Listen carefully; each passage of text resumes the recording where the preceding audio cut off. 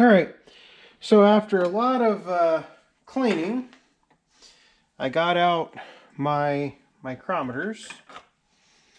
To do this, you need the 1 inch, you need a 1 to 2 inch, and you need a 2 to 3 inch. Spent a lot of time standing around with my mouth open, working on reading these things. And we're going to do it a little easier way for the video. We're just going to go ahead and use a digital caliper. Now, in this particular case, a micrometer would probably always be better, but a digital caliper is going to get us close enough. And I'm basically going to go through these parts one at a time, and we're going to test and see how good they are. And what we're going to do is and I'll go ahead and tell you that I've already gone through and looked at them all. And in some respects, I'm excited. In other respects, I'm kind of bummed. So what I've done is I've pulled out my copy of CTM2. This is for 16, 18, 20, and 24 horsepower engines. You can pick this. You can pick a CTM2 up online.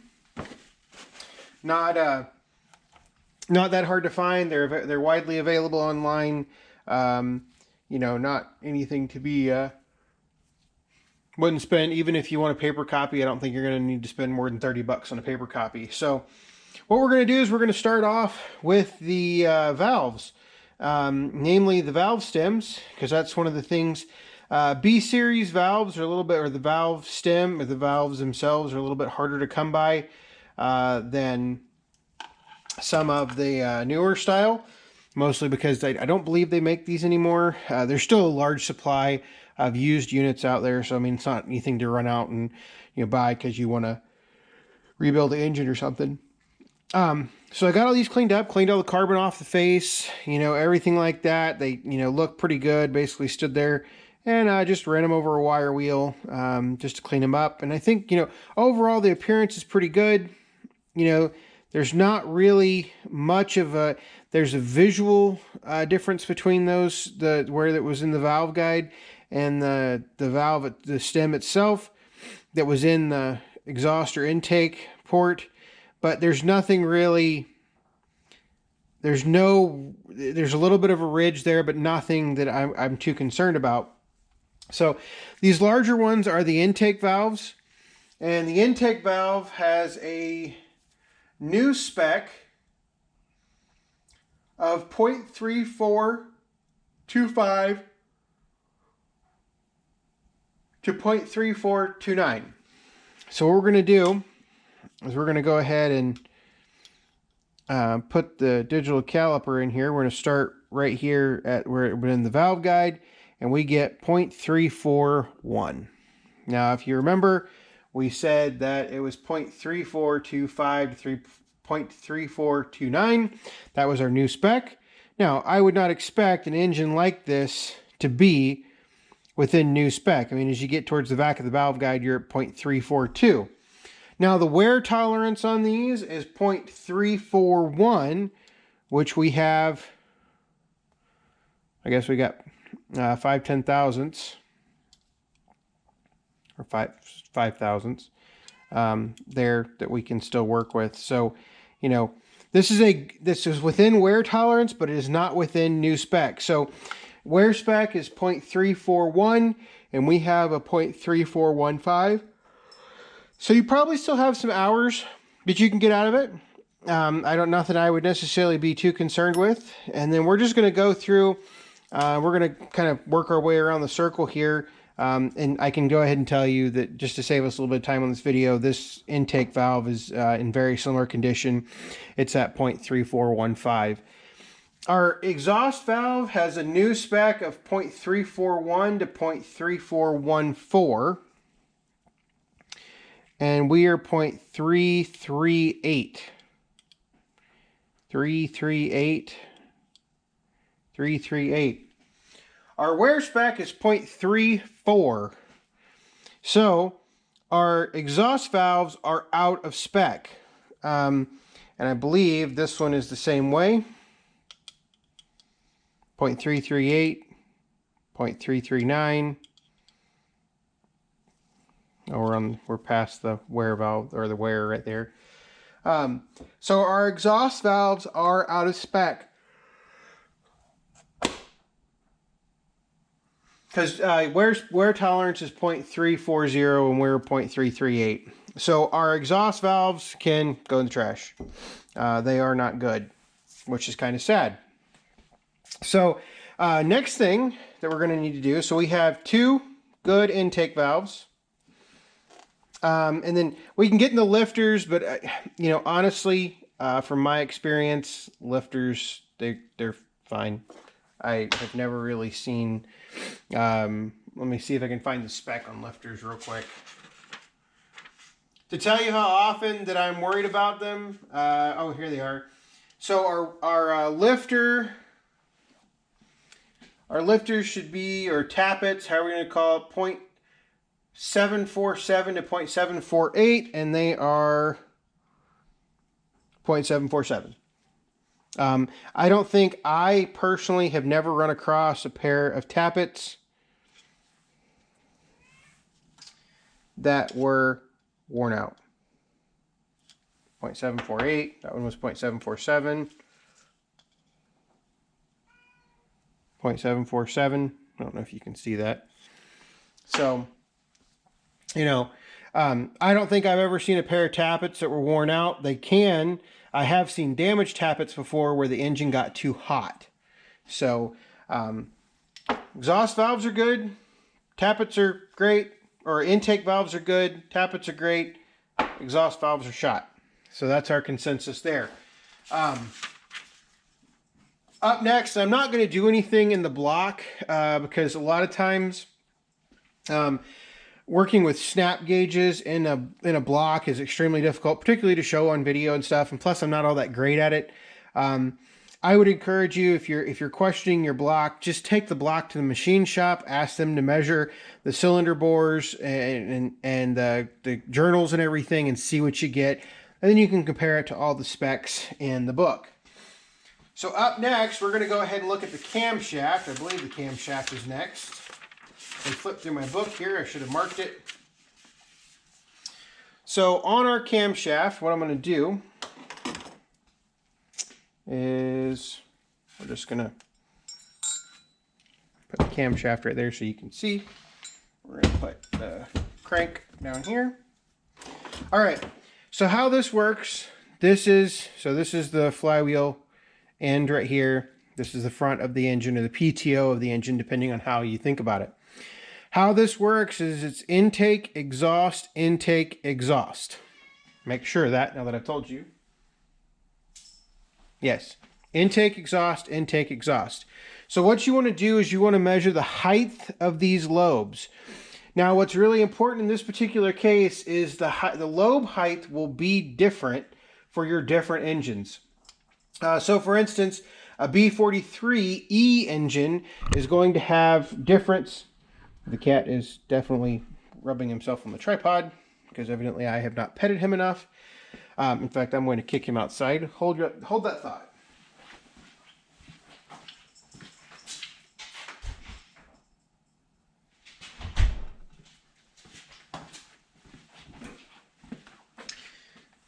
All right, so the lobes are going to have different heights, and basically the different heights, if you want to think of it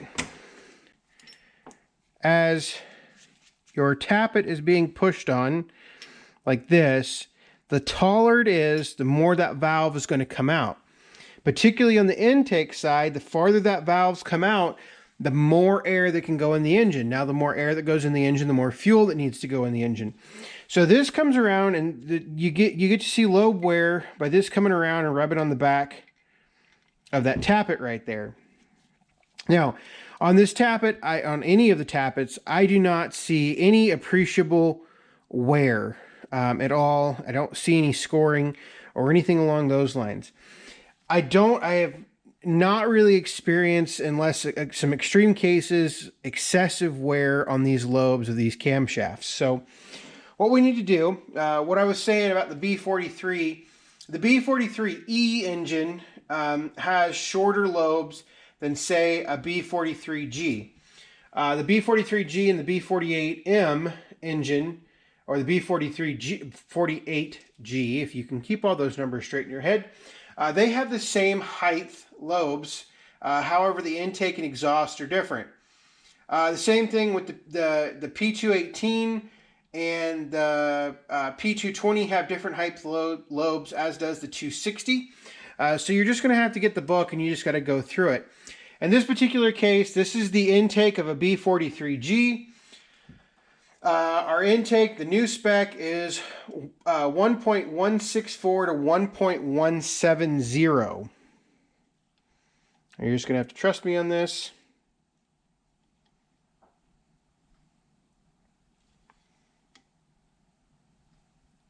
Oops. Well, now that's weird.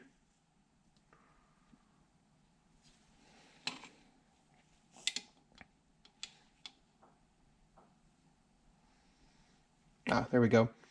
So you got to really make sure you get it straight on here, or else you'll get some funky numbers. All right, so our lobe height is 1.168, which our new spec is 1.170 for our intake. Our exhaust, on the other hand, our new spec is 1.159 to 1.165. Like I said, once again, you just got to make sure you get it on here straight. And it is 1.163, which is within our new spec. And I can tell you that these two right here are approximately the same dimensions. So there is no appreciable wear on a camshaft that we should be concerned about in this case. Now, what's really interesting, a lot of times when you see camshafts on eBay and stuff like that, a lot of times people will say that you can use the same camshaft in all the different engines. Yes, all of these camshafts, so this camshaft right here will fit in a B43E, it will fit in a P218, it will fit in a P220, it will fit in a B48, and it will fit in a B43G. The only problem is you got to make sure the carburetor that you have with that camshaft works properly or is the correct size. The venturi on the carburetor will change depending on the engine.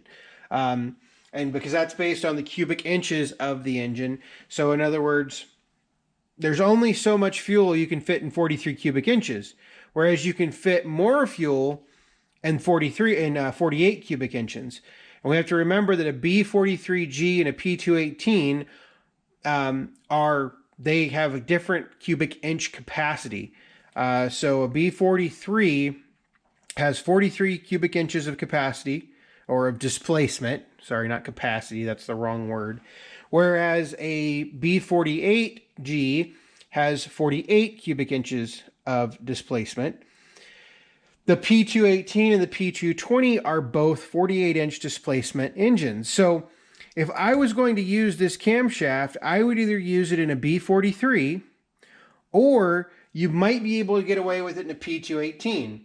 And the reason I say you can get away with it in a P218 is when you start looking at the stats on a P218, you know, there's not that much difference between a P218 and a B43G exhaust and intake lobe height, from what I am quickly reading on here. I would recommend, and all of these are different part numbers.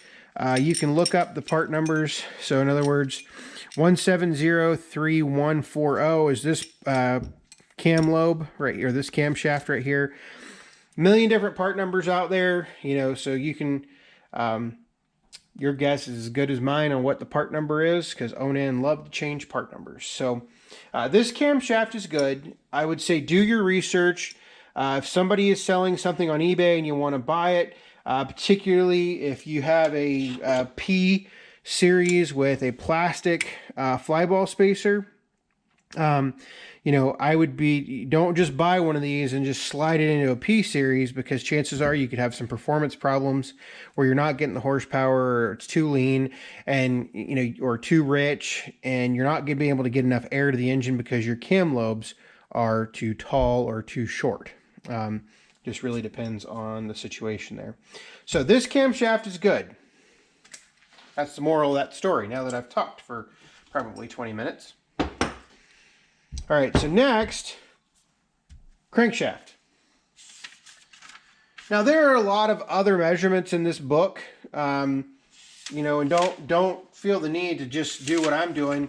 There's tons and tons and tons of measurements. I would not be too concerned about some of them, but at the same time, I would highly suggest that you read through the manual and go from there. Hopefully I get to the crankshaft one day. All right. We're going to do the crankshaft, and I think the first thing we're going to do is we're going to do rod journals. All right, so rod journals, as soon as I find the specs here. All right, so connecting rod specifications. There we go. Connecting rod specifications, the journal OD, so this diameter right here, outside diameter of the journal, is 1.6252 to 1.6260. And we have 1.626,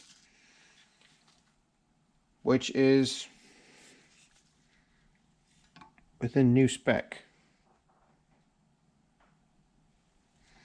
1.626, 1.626. So I swear when I measured these earlier they were undersized. We're going to go back and do this again.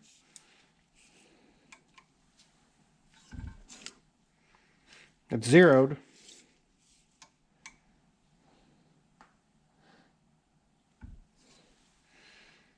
.625.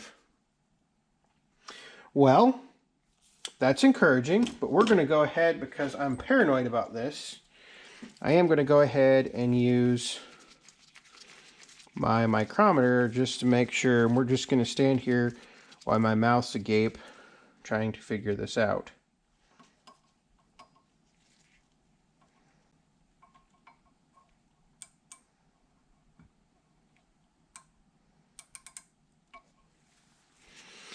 Okay, 1.62,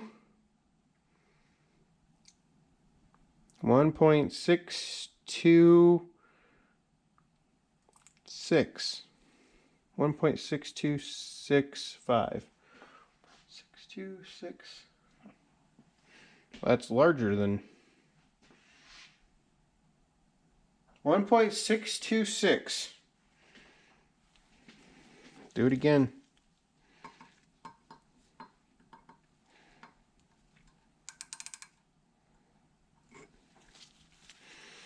$1.6260.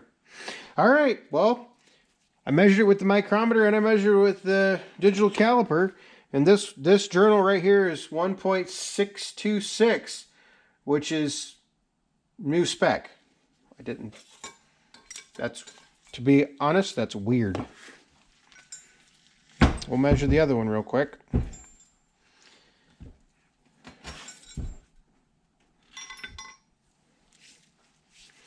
We'll go back to my caliper. This is 1.6, oh, here we go. 1.623.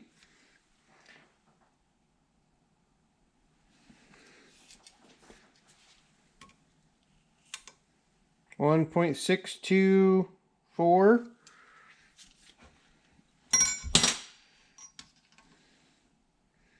1.624. So this journal is not within new spec. In fact, it is a little outside of wear spec, which is very unique. Now, the problem with this crankshaft, I can go ahead and tell you, is the main journals. We're just going to go ahead and flip to that. Main journals on these crankshafts is 2 inches to 1.997. And I believe these are 1.996. Yeah, main bearing journal OD is so new spec is 1.9992 to 2 inches, and wear spec is 1.997. So let's go ahead and measure the main bearing, or the main journal, or the connecting rod. Yeah, see, 1.997. And I remember this is the same thing. So that is wear spec. So even though we have one good journal, one suspect journal, both of these main bearing journals are what I would consider on the cusp as wear spec. And I don't think this crankshaft is any good, at least to me, without undersizing it. I really think you need to undersize the main bearings, which honestly, it's not worth it on these engines to me.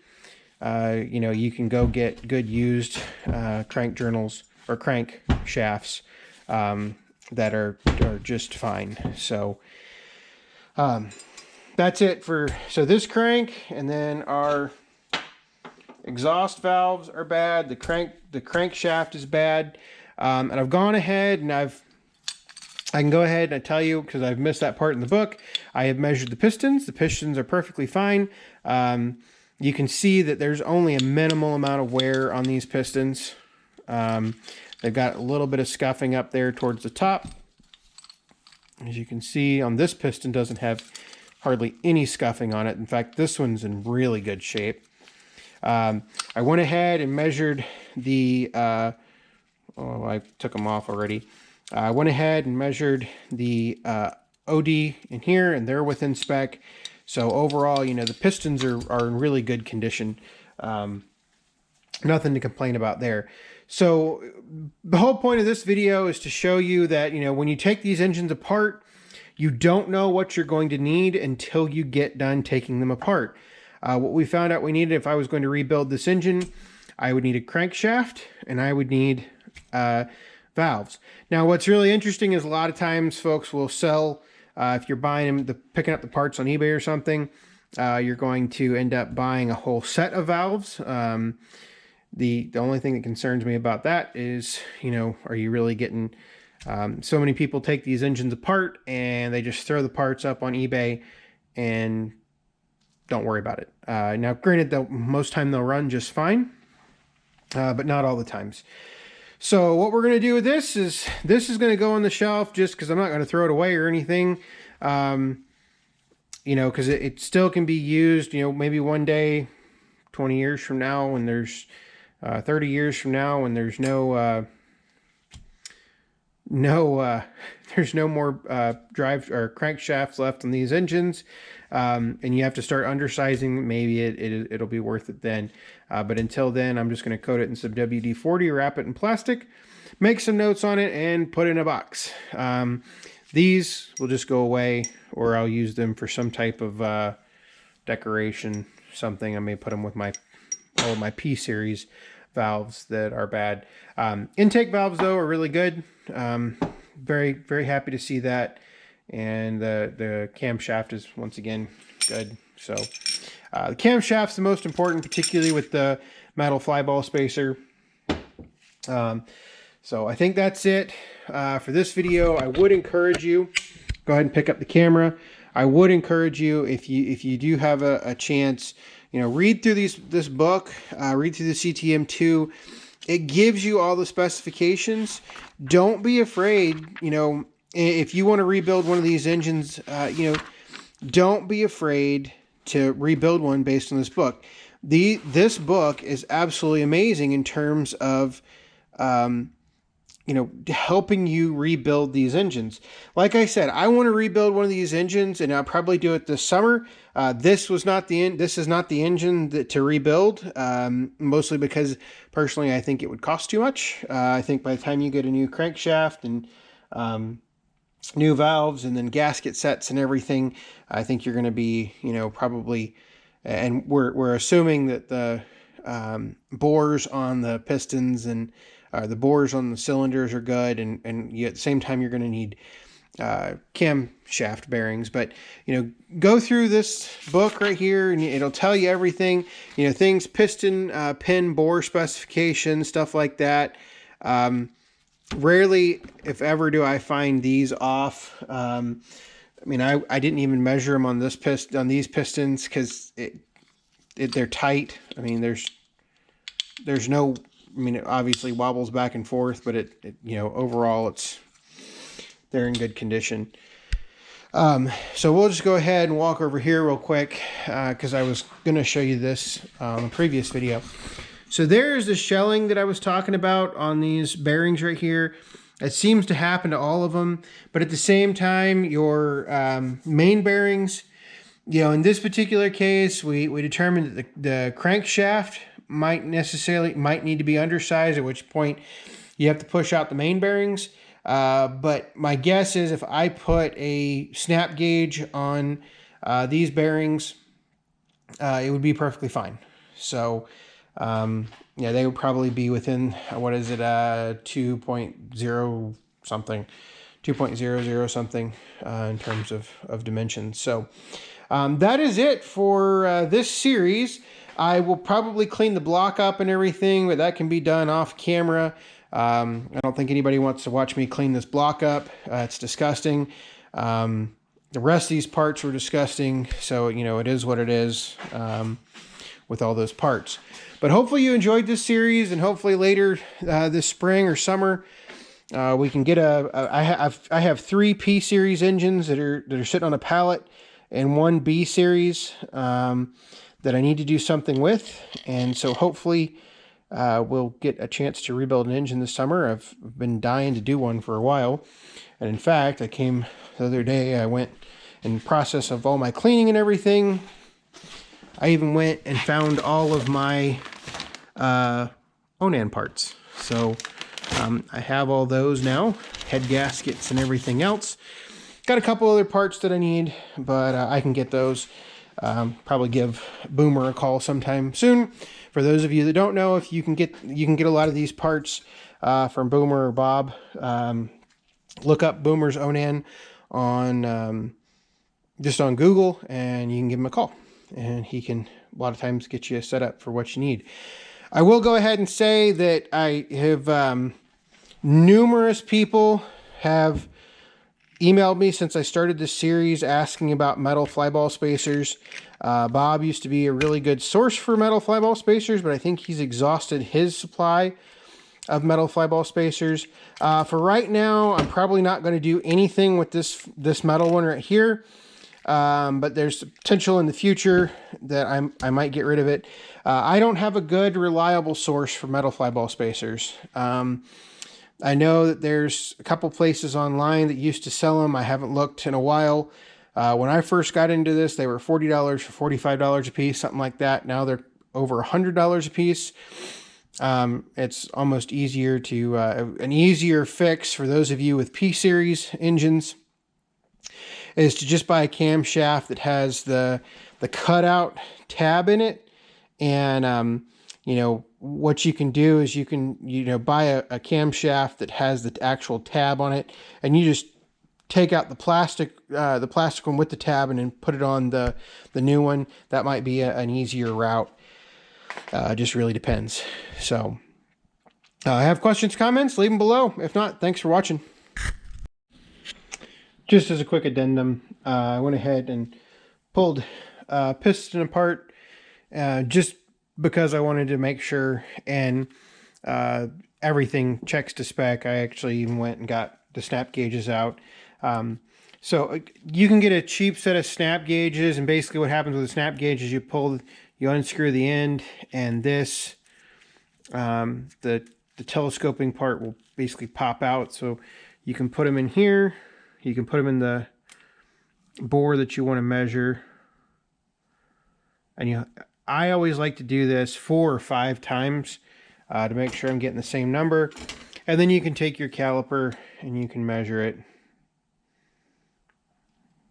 Like I said, I always like to do it 4 or 5 times and then kind of average them. So, for instance, piston crank or piston connecting rod bore ID should be 0.6878 to 0.68882, and we have let me measure it again. I moved it. We have 0.6. Oops. I did it earlier. We had like 0.68. By the time I get all the numbers here, we had 0.6888. So, which is right at new spec. So, and then at the same time, if you're going to measure the pistons, you basically need to measure the pistons right here and right here. So you basically bring in, you can use the 2 to 3 inch micrometer, bring it in there, and that's where you're going to measure the piston at. So that's how you measure that. Just a quick addendum to the video. Got any questions? Feel free. Thanks for watching.